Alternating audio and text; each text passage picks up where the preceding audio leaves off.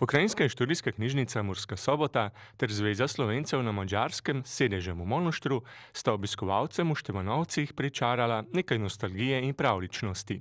Sinergija obeh omenjenih institucij zelo dobro funkcionira.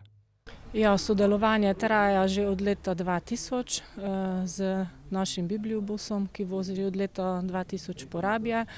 Je prvi bibliobus, ki je prestopil državno mejo in tudi peljal knjige med naše porabske Slovence. Potem smo seveda nadaljevali še z drugimi projekti. Začeli smo izvajati tudi pravljične ure v Porabju. Po dogovoru so si pravljičarke zmenile po šolah in vrtcih in tudi obiskovale vrtce in šole. Naslednji projekt je pa pravljični večeri. Obujamo dediščino s pravljičnimi večeri za odrasle. V Sloveniji pravljični večeri za odrasle potekajo že 7. sezono in dodana vrednost je vsekakor, da dosežejo tudi predstavnike manjšin. Knjižničarji obiskujejo knjižnice po Sloveniji in pripovedujejo pravljice, zgodbe, ljudske pripovedke za odrasle.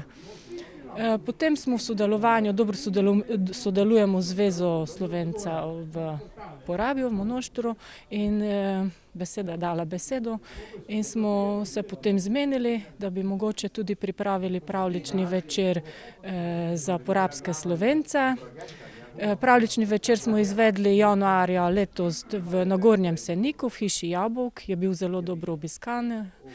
Okrog 60 poslušalcev je bilo prisotnih in smo se zmenili še, da nadaljujemo z pravljičnimi večeri, tako smo tudi danes tukaj zbrani v Števanovcih na drugem pravljičnem večeru. Moram povedati, da Zveza Slovencev na Madžarskem že vrsto let sodeluje skupaj s Soboško knjižnico. Moram povedati, da zelo dobro sodelujemo. Letos smo zelo aktivni, to pomeni, da do zdaj imamo že drugo prireditev skupaj v okviru projekta Obujamo dediščino. Smo zelo zadovoljni, so imeli zelo dobro idejo. Zaradi tega smo tudi podpirali ta program, ker te teme govorijo o naših ljudi, pa za naše ljudi.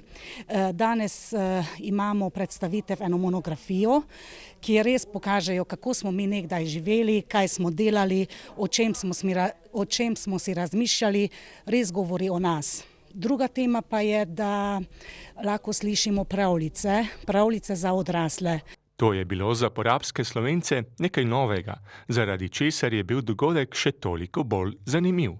Mi smo tako temo še ni imeli tukaj v Porabju, tudi za mene kot za organizatorja je zelo važno, da slišim tudi slovenske pravljice.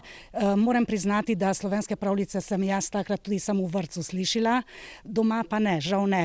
Pravljice sem slišala se v madžarščini, zdaj tudi jaz imam priliko slišati te pravljice in kaj je še važno, da v narečju slišimo te pravljice. Prav pravljični jezik ima posebno moč, ki lahko pripomore k ohranjanju domanje reči. Zanimive razplete pravljic so tokrat pripovedovale Metka Sraka, Ana Sušec, Vesna Radovanovič iz Prekmurja in Marija Svetec iz Porabja. Pripovedovanje pravljic je eden izmed načinov, da se ohranja slovenska beseda v zamejstvu. Seveda poslanstvo naše knjižnice je spodbujanje bralne kulture, ohranjanje kulturne identitete in seveda ohranjanje slovenskega jezika. To je tudi naš namen, ohranjanje slovenskega jezika v Porabju in seveda s temi različnimi projektami mislim, da upravljamo naše poslanstvo zelo dobro. Seveda, že lahko povem, da te slovenske pravljice zdaj, že danes, naši otroci v vrtci lahko slišijo te pravljice, potem to nadaljujejo na osnovnih šolah. Kasneje pa tudi, če doma bi ohranjali vse to, ne? Za starejšo generacijo pa bi rekla, da je to bolj spomin na stare čase, se spominjajo in lahko za starejšo generacijo povem, da oni so tista generacija, ki najbolj ohranjajo slovenski jezik, slovenščino tukaj v Porabju. Dodana vrednost k razvoju in ohranjanju slovenske kulture v Porabju je tudi monografija z naslovom Porabje na starih slikah. Gre za dragocen zgodovinski vir za raziskovanje in neprecenljiv prispevek k kolektivnemu spominu preteklosti. Za ta projekt Porabje na starih slikah smo k sodelovanju povabili starejše in mlajše generacije.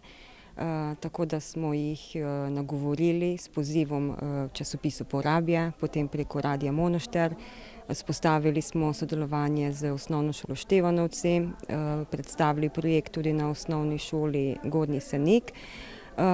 In potem odziv je bil pozitiven, tako da smo dobili kar nekaj starejših fotografij. Me je pa potem pot po takem enem srečnem naključju zanesla v kulturni dom Verica Ritkerovci, kjer je imel gospod Mihaj Ropoš predstavitev svojih fotografij in beseda je dala besedo. V naslednjih dneh sta tako sklenila sodelovanje in izmed vseh prejetih fotografij so naredili izbor ter jih razporedili v tematska področja.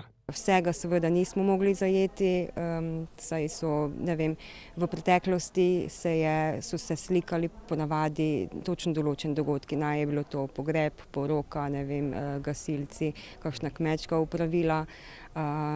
Tako da smo kar dobili zanimivo gradivo. Izpostavila bi dva običaja, dve šegi, ki sta res izumrli. To sta recimo ženitovanjska šega Podaraj, torej Podareh. To pomeni, da je nevesta 2 do 3 tedne pred smrtjo hodila s krstno oziroma birmansko botro oziroma starejšo gospo od hiše do hiše, torej Podaraj, Podareh.